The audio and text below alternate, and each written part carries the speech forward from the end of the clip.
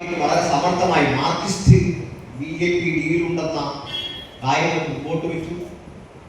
പിണറായി വിജയൻ കൊണ്ടുകൊടുത്ത നരേന്ദ്രമോദിയാണ് എന്ന് പ്രചരിപ്പിച്ചു.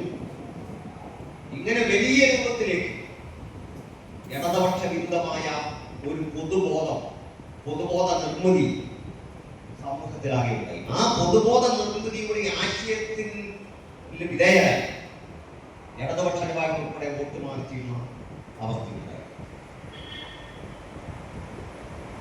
സതീശിന്റെ ഗവൺമെന്റ് അധികാരത്തിൽ കേരളത്തിൽ ഇടതുപക്ഷം 10 വർഷക്കാലം നടത്തിയിട്ടുള്ള ഭരണ നേട്ട വികസന പ്രവർത്തനങ്ങളെ കുറിച്ച് ഇന്ന് ആർക്കും അഭിപ്രായപ്പെട്ടു. 3 കാര്യമായിരുന്നു നമ്മുടെ 10 കൊല്ലത്തെ ഭരണം കൊണ്ട് കേരളത്തിൽ സാധ്യമാക്കിയത്. അതൊന്ന് വികസിത കേരളമാണ്, 2 ക്ഷേമ കേരളമായി, 3 മതനിരപേക്ഷ കേരളമായി.